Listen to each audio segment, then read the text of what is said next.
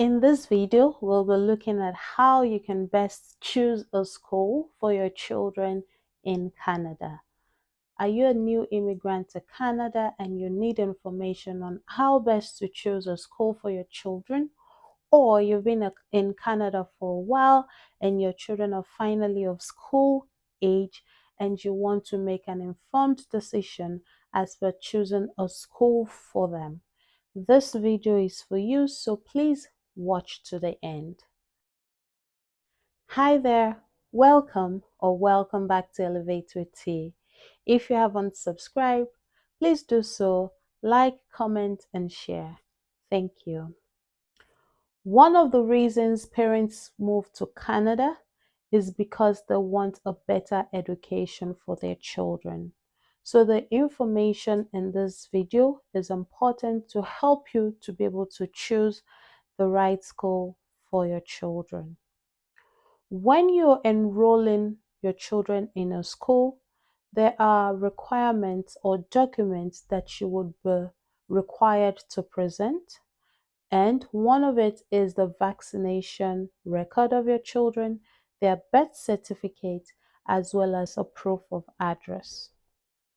So what are the criteria that would help you choose a school for your children in Canada? We'll be looking at 6 factors that you must consider to be able to choose a school for your children. The first one is the age of your children. Children below the age of 5 are not of school age in Canada. So if yourself and your partner or your spouse are working, you would have to enroll your children in a childcare center so that they will be well taken care of when you're off to work. This age group, school is not mandatory, so you have a choice to care for them by yourself if you're not working. But if you're working, you would have to enroll them for childcare. You would have to enroll them in a childcare center. The other age group, which is from 5 to 18 years of age, school is mandatory for these children. So based on the age of your children, you will then be able to decide on which school to send them to. The second criteria is the stage of education. The stage of education in Canada is broken down into the elementary, which is from kindergarten, grade 1 to grade 6, and then you have the junior high school, which is grade 7 to grade 9, and then you have the senior high school, which is from grade 10 to grade 12. So depending on the stage of education, you know which school to send your children to. The other criteria is the proximity of the school to your home.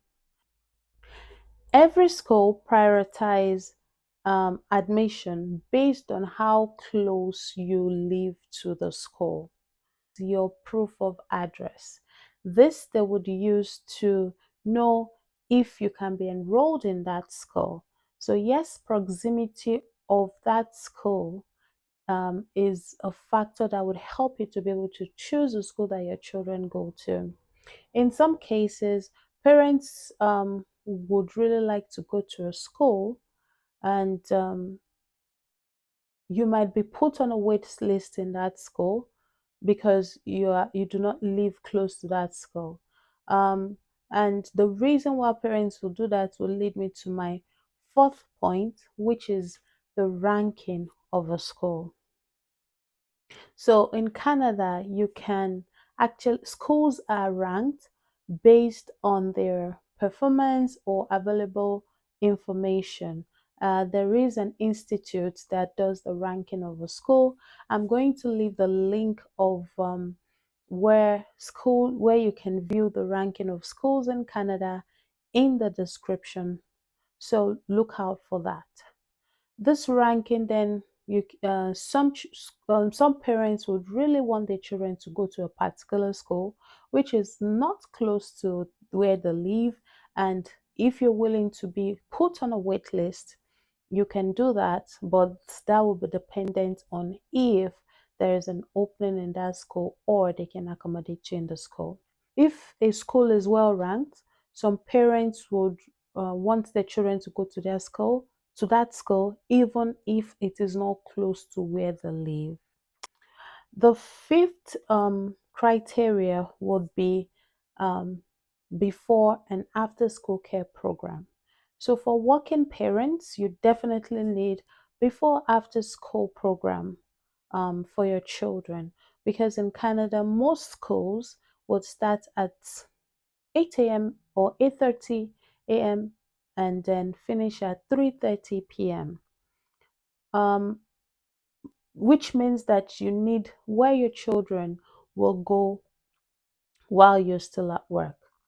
You need to be aware that you would have to pay for that service. Based on your family income, you may be eligible for childcare subsidy, where the government might pay part or make full payment. Some after school care program would operate within the school um, that your children go. So once they are done in school, they will be taken by those providers of the after school care, before and after school care. Or sometimes, if they do not operate within the school, they would come and pick up the children and then take them to their own facility. Either way, they would offer you this care for your children until you are able to pick them up. The last criteria that you must consider when you're choosing a school for your children is the type of school. So in Canada, you have private schools, you have public schools, and then you have a Catholic schools. Private schools, as the name implies, are private schools and they are paid for. So you'll be paying school fees for this. Okay, while the public schools, there is no school fees payment. You may be paying for some extracurricular activities that your children might do. You might pay for non-supervision and some other fees like that, but there is no school fees. The other type of school are the Catholic school.